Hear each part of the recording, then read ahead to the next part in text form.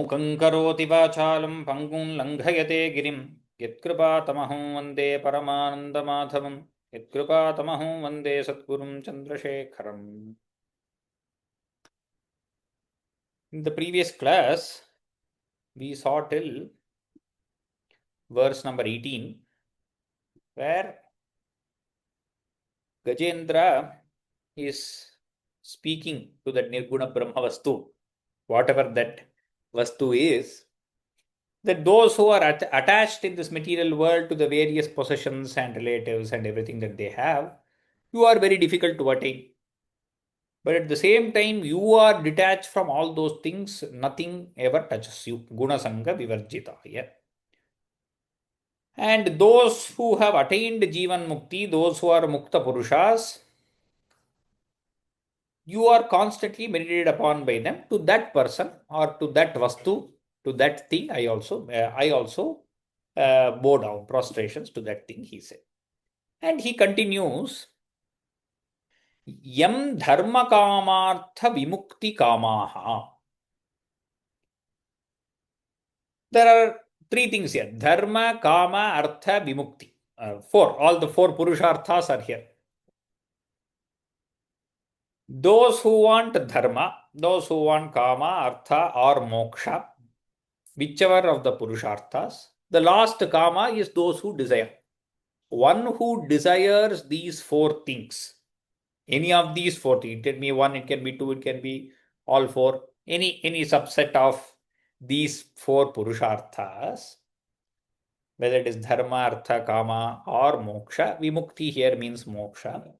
Bhajantaha, those who pray to this Paramatma, wanting any of this, ishtangatim apnuvanti. Whatever they pray for, they get that. You pray that you want to be on the dharma marga, such an ashirvada will be given. You want some material benefit, some wealth, some possession, then you will be given that. If you want to attain some kind of desire, you will be given, that desire will be fulfilled. If you want moksha, that will also be given. Ishtam gatim apruvanti. Is it only this much? So whatever dharma, artha, kama you ask for is only that given. Kintu ashishaha rati. Here, kintu means furthermore. Okay. Not only that much, but more than that also you will get. Ashishaha means some blessings. The normal blessing that we give is ashishaha. Rati is to give, is to grant something, is called as rati. Not only these. So the devotee who comes, he asks for a few things, and those few things will surely come under one of these four purusharthas. It will be dharma, artha, kama, or moksha. More than this, after having granted one of those things, it is deham avyayamapi rati.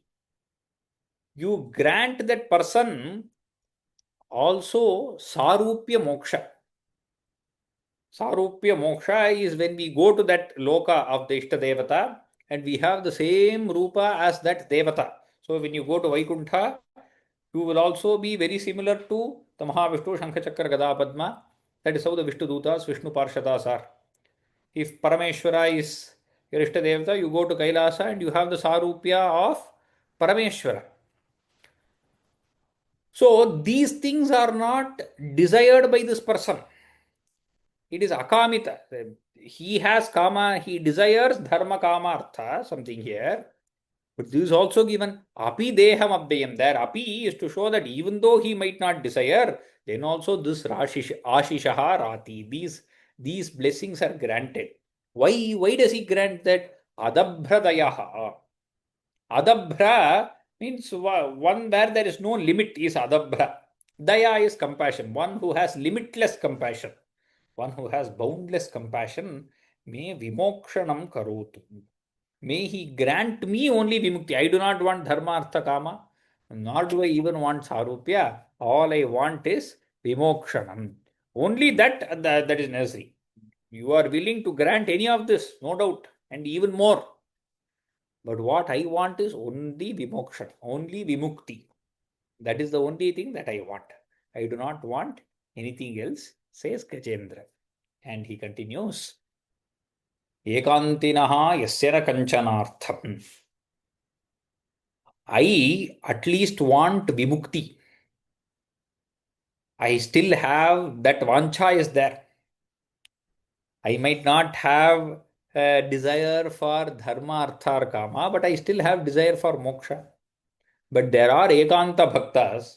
Ekanta bhaktas are those who have already attained jivan mukti. They are the real ekanta bhakta.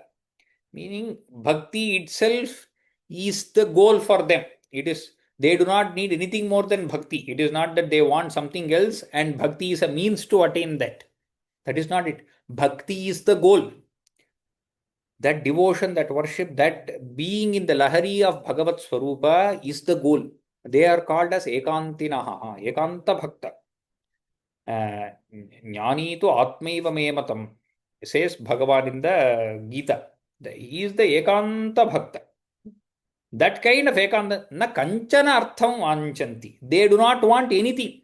Here the word artha is not some only some material wealth. There is no goal that they want. There is no object that they desire. It includes moksha also. They do not desire anything. Kanchana artham na vanchanti. Who are those? Evai bhagavat prapannaha. Those who are completely surrendered, have taken refuge in Bhagavan. Those kind of people, those ekanta bhaktas, they do not require anything at all. Why? Atyadbhutam tacharitam sumangalam. His charita, meaning that Bhagavan's charita, which is Atyadbhuta. Atyadbhuta is so wonderful, so great. Sumangalam, also that which grants auspiciousness. Gayantaha. They keep singing it, they keep glorifying it. And what do? Ananda Samudra Magraha. They are immersed in the ocean of bliss. So when you are immersed in the ocean of bliss, you do not want anything else. There is nothing more that you desire or want. Therefore, they do not want anything. Na kanchanartham vanchanti. This is what Shuka also says while in the Bhagavata itself to Parikshit. He says, even though we are all parinishthitopi nirgunye, uttama shloka leelaya grihita chetaha rajarshe. Meaning, even though we are well established in the Nirguna Brahma Swarupa, this bhakti is more than enough for us. What else is there to do in this world? For a person who has attained that Atma Jnana, there is nothing else materially in this world to attain. There is no power or position or fame or wealth. There is nothing specifically there is to attain like how we all are usually doing in this world. So then how do they spend the time?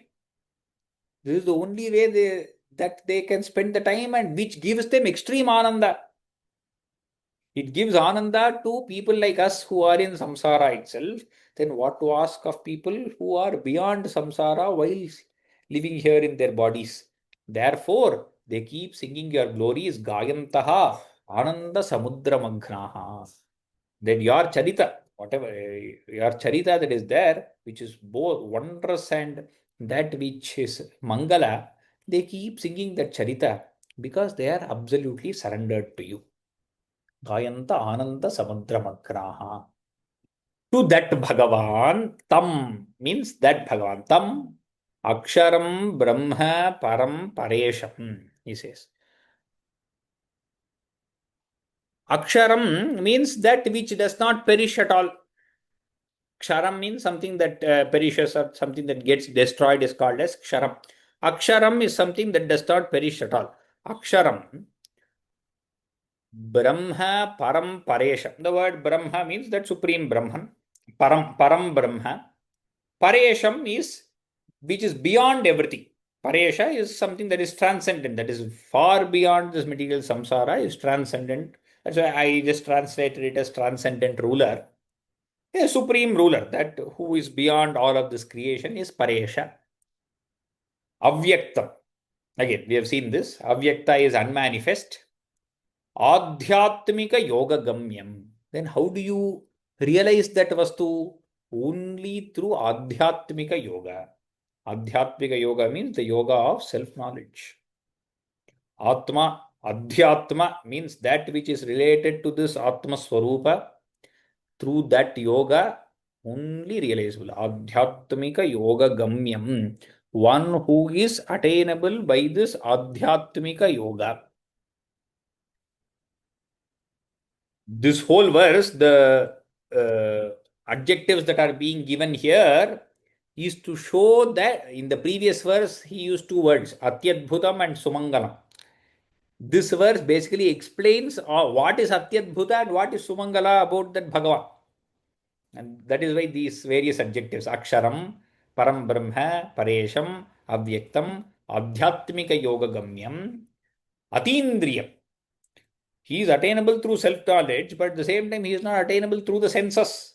So far beyond the senses, and hence Sukshma, that which is subtle.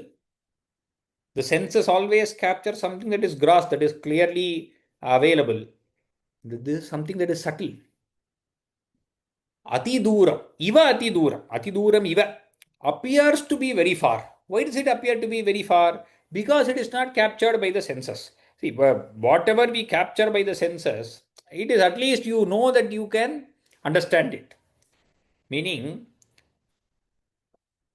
see, the whole world is either known or unknown.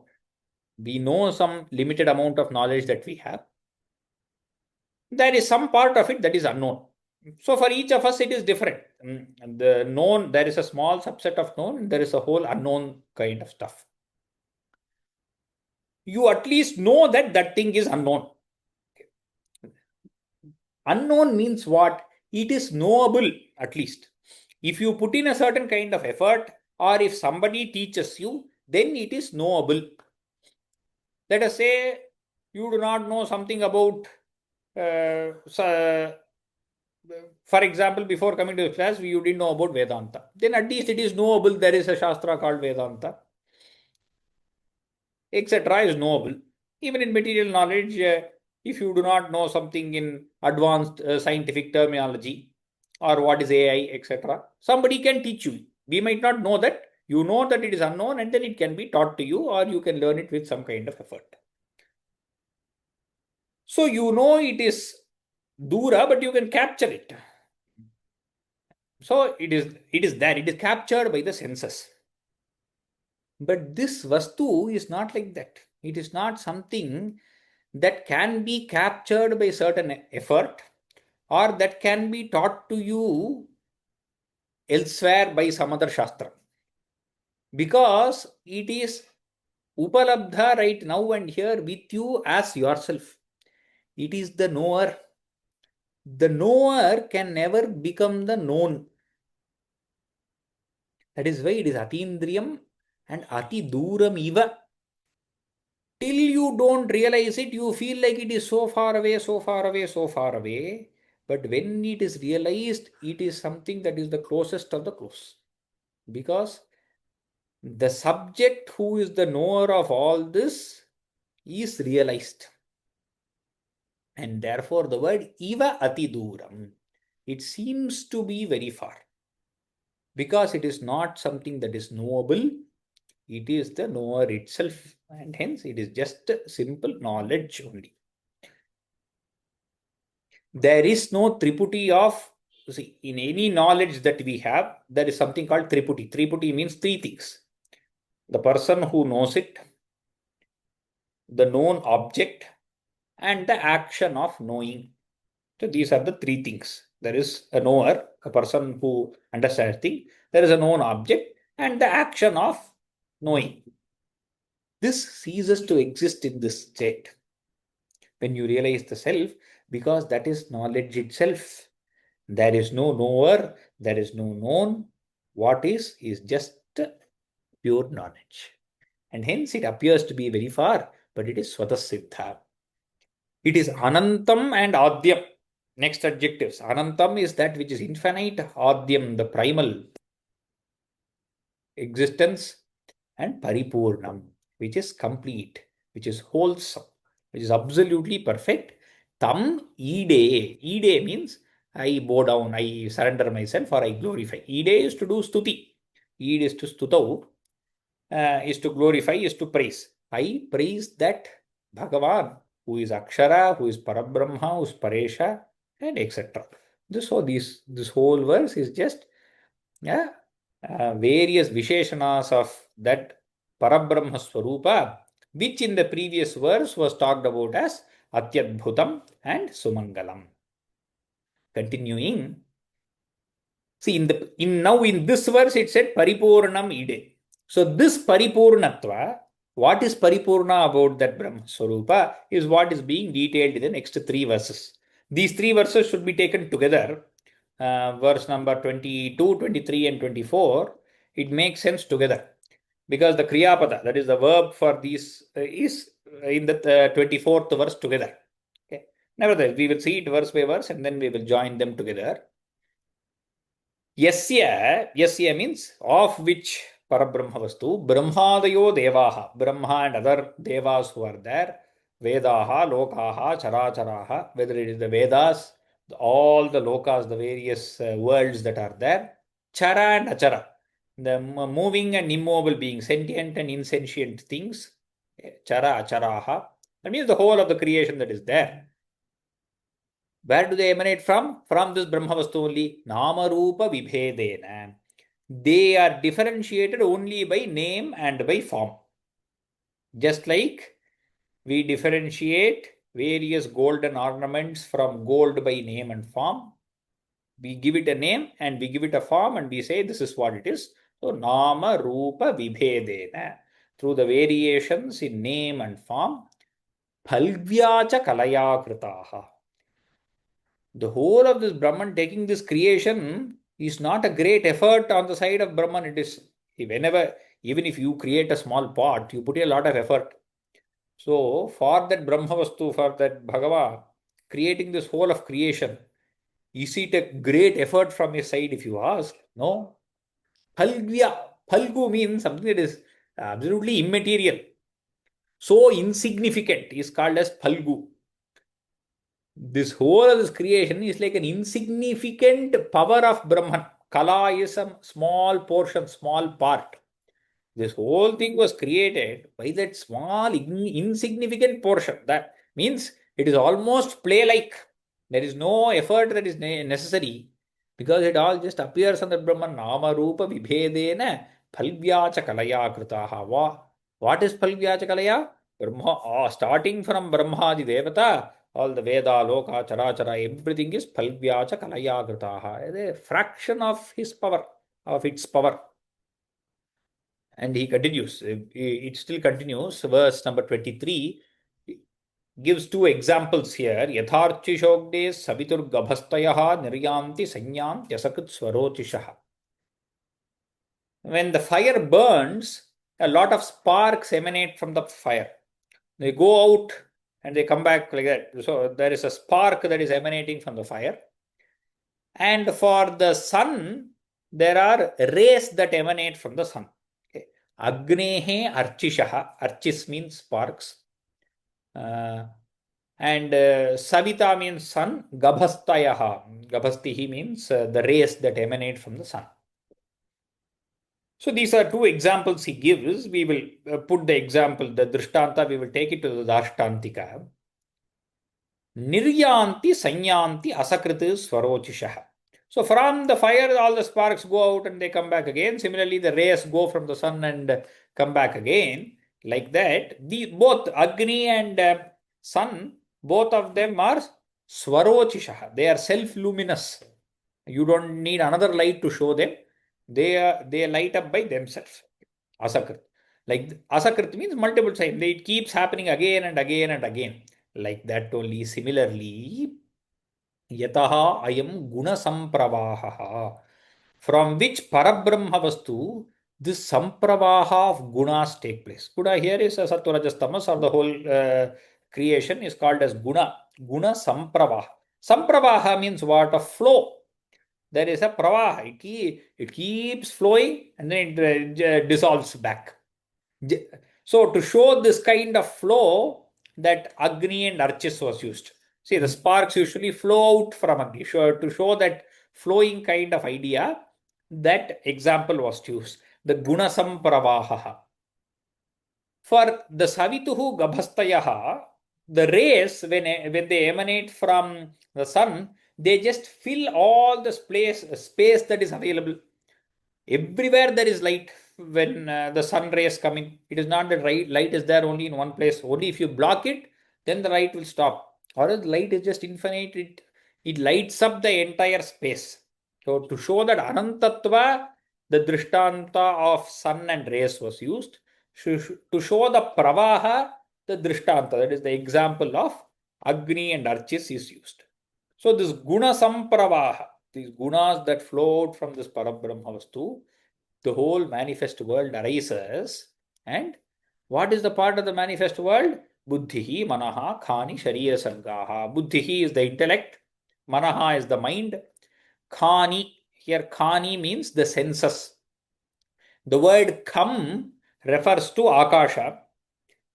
Whenever used in some context, the word Kham refers to Shabda, which in turn refers to the ear. So that is why Khani, it is a direct usage from the Upanishads itself. The Kathopanishad talks about Khani. Khani there means Indriyani. Paranchi Khani Yatrinat Swayambhu says the Upanishad mantra. So the word Khani means Indriyani, the senses. And Sharira Sargaha, all the body, etc., that is there, the physical body is Sarga is the creation. So Buddhihi, Manaha, Khani, Sharira, Sarga, this whole creation that emanates from these gunas, that is there. Which all of this emanates from that Parabrahma Vastu. Now he said, the next verse, now he is going to do Nishedha of everything. The example here is like this. See, all the gold ornaments emanate from gold only. But now, even when those ornaments exist, you can say the ring does not exist, the necklace does not exist, the bracelet does not exist. What exists is only gold. I am just assuming and seeing this necklace and bracelet and whatnot. What exists is only gold. To give that kind of an idea, this 24th verse, he says, Savaina Devasura Martya Tiryak. Savai means that whichever I was telling in the previous verse, as that which from which this whole of this creation emanates, that thing, it is not Deva, it is not Asura, it is not Martya. Martya means humans.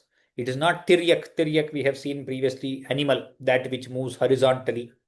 Nastri, it is neither female nor male, nor is it the third gender also. So all three genders are, the neuter gender is also negated. So nastri, na shandhaha, na pumane. It is not a creature at all, na jantuhu. If you say, okay, it is not this, let me imagine of another jantu, some other creature that exists. No, it is not even, nor any creature that you can think of.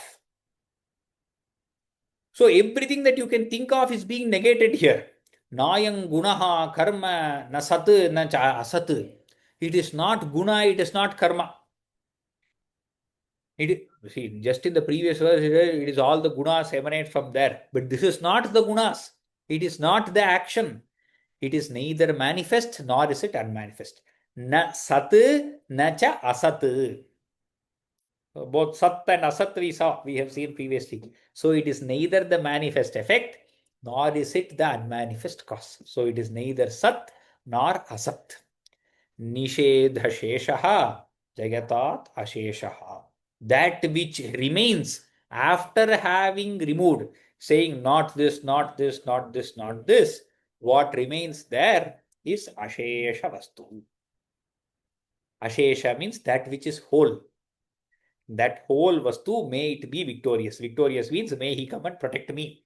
That is what here Gajendra is asking. May that vastu, may it come and protect me, is the prarthana that is being made here. Nishedha sheshaha jagatat. After doing all the nishedha, not this, not this, whatever remains, sheshaha means remaining, may that whole vastu, may it be victorious. See, these three verses, we have to understand it like this. This is called, in Vedanta, this prakriya is called as adhyaropa and apavada. Prakriya means the method of understanding. The method of understanding is called as adhyaropa and apavada. What is adhyaropa? Adhyaropa means putting something on something else.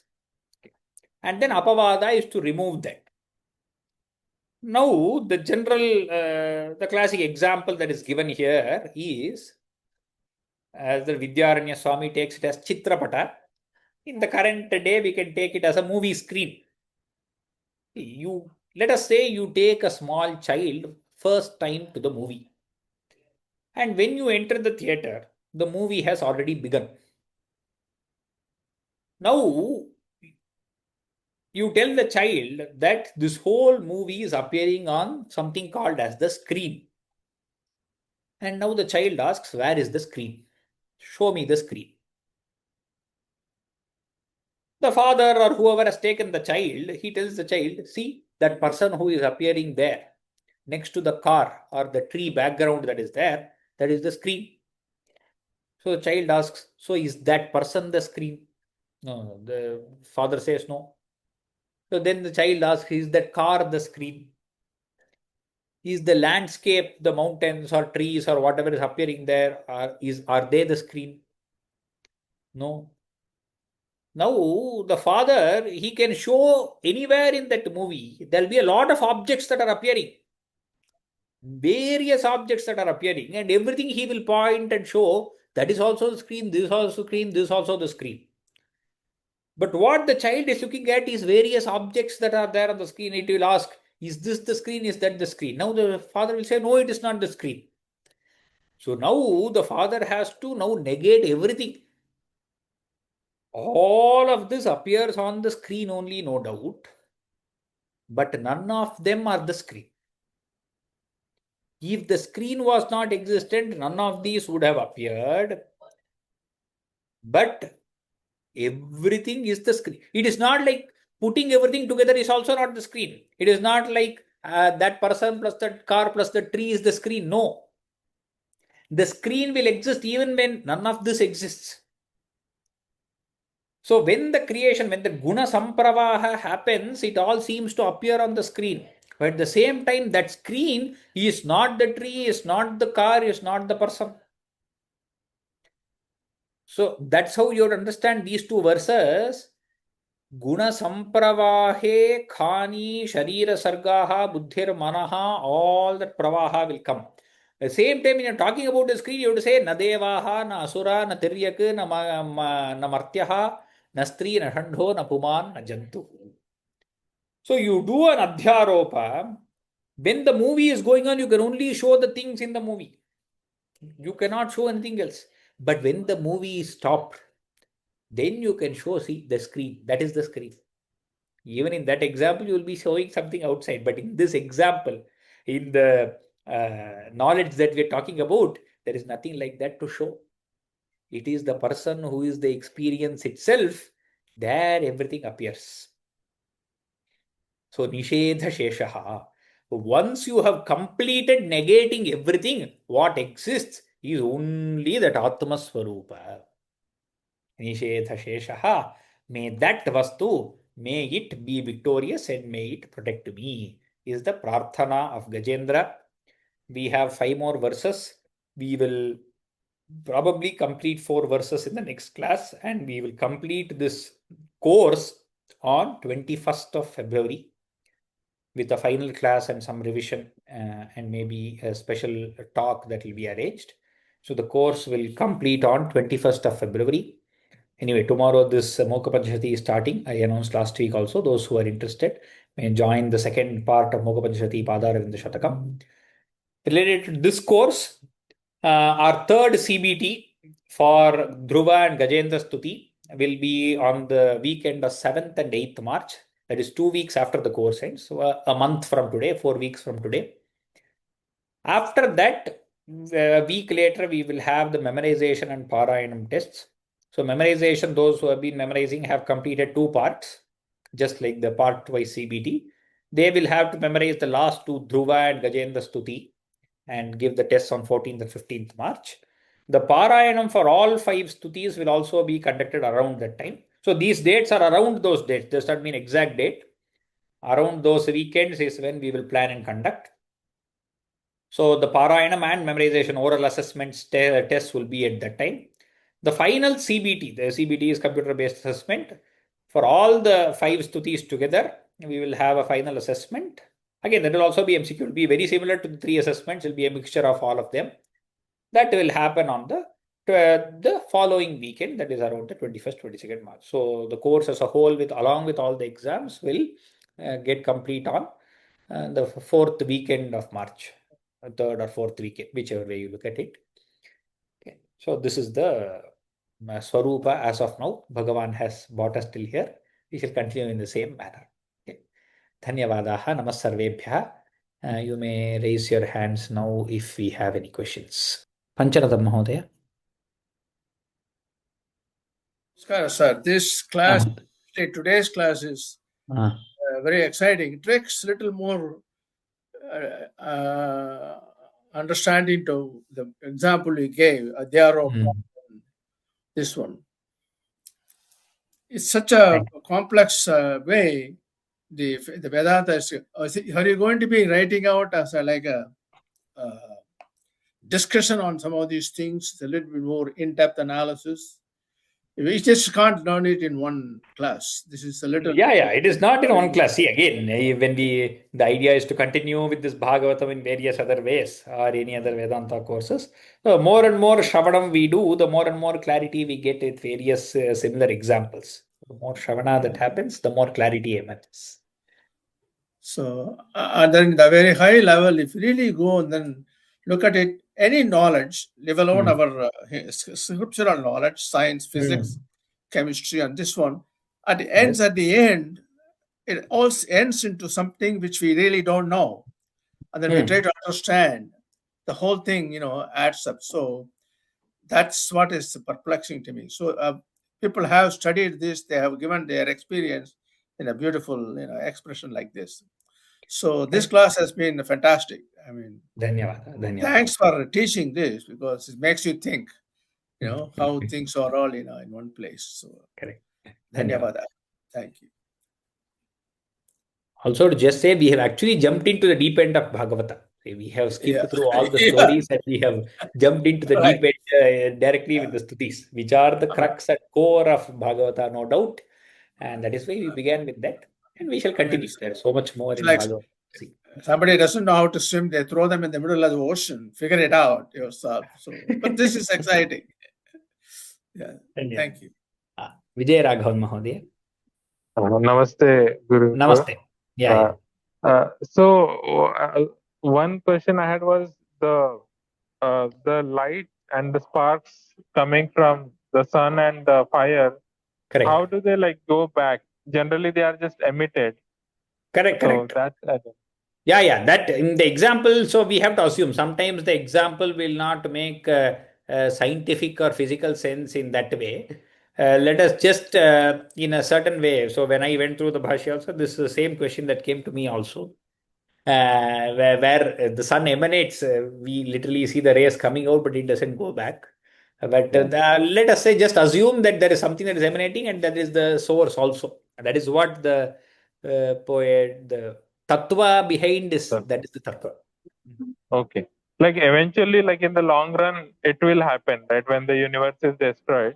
That is correct. All the Tejas goes back into Tejas in that way is correct. But even as a simple example, to just say that if there is a light source that is there, the light the rays emanate from it. When you switch off the light, where does it go? If you ask in a certain sense of manner, it goes back into that same source is something that you can think of. Not in a very physical, scientific manner that the rays are going back, not like that. Okay. Just that way. Okay. Yeah. Thank you. Thank you very much. And ever grateful for this course. Thank you. Dhanyavad. Lakshmi NRS. You can unmute yourself and talk. And then Varsha. Namaste. Namaste, Lakshmi. Hello.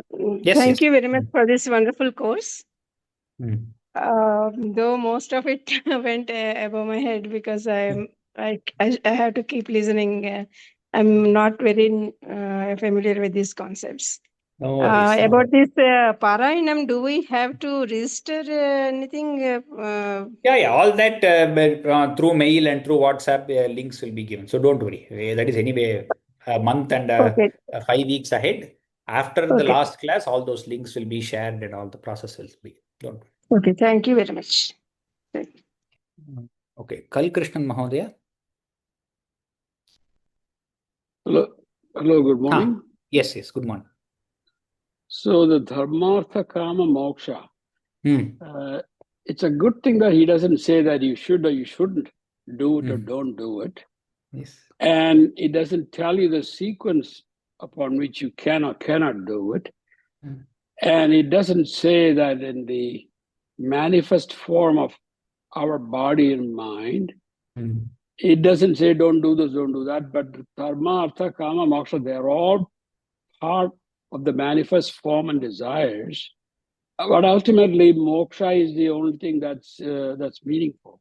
That connection has not been elucidated yet. Does that exist in your teachings, or it doesn't? What kind of connection? See, there is a sequence in the sense the dharma, artha, kama, moksha. It is a logical sequence because moksha is the paramapurushartha.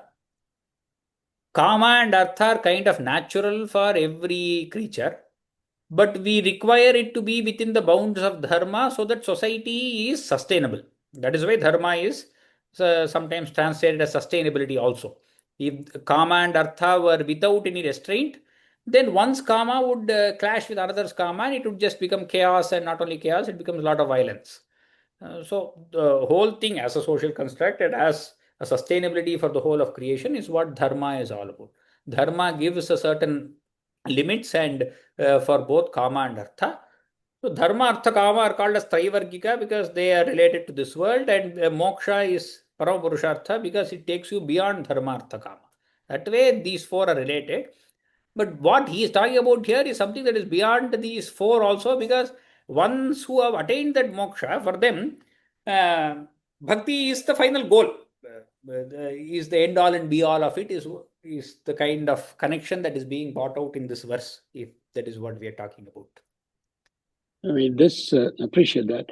This whole writing, this poetry is so simple, using very simple words, trying to get this message across of the creation and the creator is absolutely beautiful. And the way you explain this and the way you're teaching it is absolutely fabulous. I have never seen something like this with the individual word meaning, the way you're able to pronounce and to chant it and to pull them all together in one single, simple, unified manner is just totally great.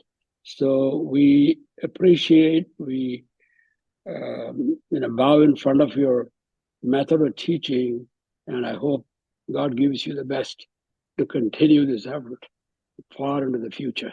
Thank you very, very much. Dhanyavada. Kamala Shankar. In between, Rupa Kakar, you have asked a couple of questions. Guruji. Yeah, 1 second. Is there a connection between Asheshaha and Sheshi? The word Sheshi is not there here. There is only Jayatad Asheshaha.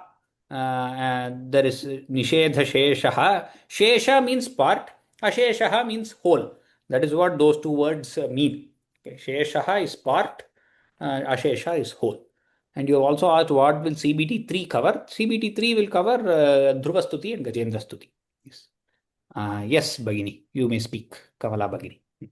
Namaste Mahodaya. This is not a question, but wanted to convey my thanks for this course. I really thoroughly enjoyed it, and it was so profound. And there is a lot of things to still process, but it was an amazing course.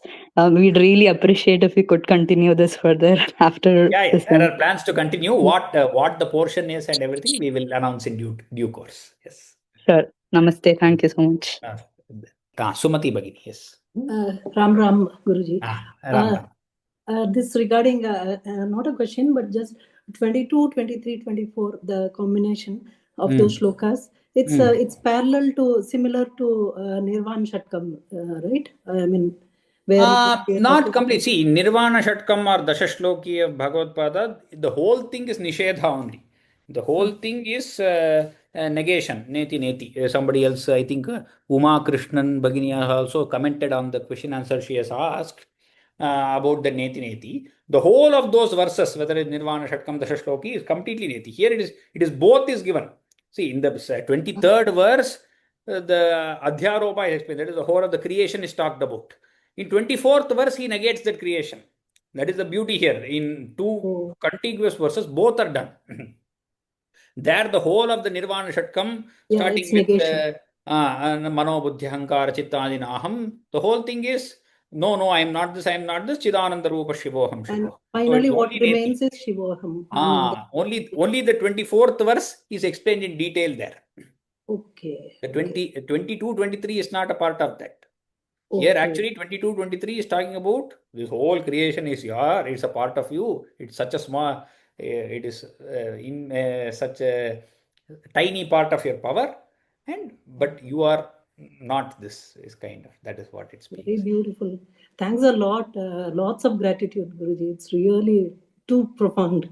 I mean, whenever I'm attending the class, I'm actually my lot of vibrations happening in the body. I mean, literally shivering actually, because so many experiences are happening while listening to you, and you're explaining beautifully, very beautifully. Nobody could explain the way you are putting it across. You can make us experience it. Words of Shuka and Gajendra, so we are just channeled through that. Yeah, but you're making us understand in such a beautiful way. Really, that's very thankful to you. Ram. Revati Bhagini. And in between, Anne Mary, you asked whether Martya means humans. Martya normally means mortal. So anything can be Martya. In this context, we put it as human. Martya is usually used for humans. See, even Tiryak, all the other animals can also be Martya. All this can also be Martya, technically speaking. But the word Martya usually refers to Manushya. It's a Yoga Rudhi Shabda. Yeah. Namo Namaha Mahadya. Namo Namaha. I just want to know that Api Avyayam Deham. That means that is what I understood is God is giving us the body, whatever we doesn't desire also, God is ready to give, no? Correct. That is Ashishaha Rati. Abhyayam Deham refers to a body that does not perish. That Abhyayam means does not change. And that non-changing body, how can you get a non-changing body? That happens in the Sarupya Moksha when you attain the Loka of your Ishtadevata. And there you are granted a body that is there for a very, very long time. Hence it is called as Abhyayam Deha. Okay. Very divine Sharira is granted. Okay.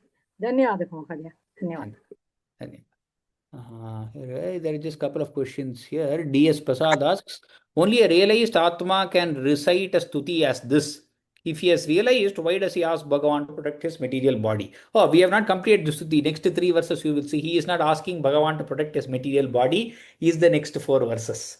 So once we finished it. And this is the point of realization for Gajendra actually. This is when the Nakra catches only he is realizing. Till now he was Gajendra. This previous samskara of Indradyumna and everything is culminating here, and this is his point of realization.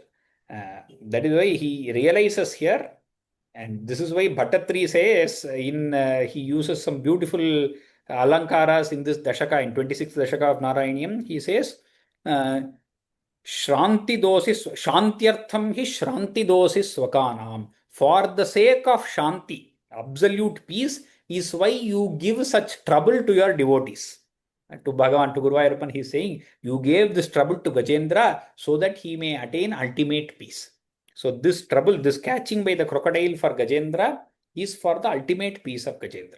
So it is a realized stuti, no doubt, and this is the moment of realization. This stuti is the moment of realization for Gajendra, and what he is going to get now is mukti only.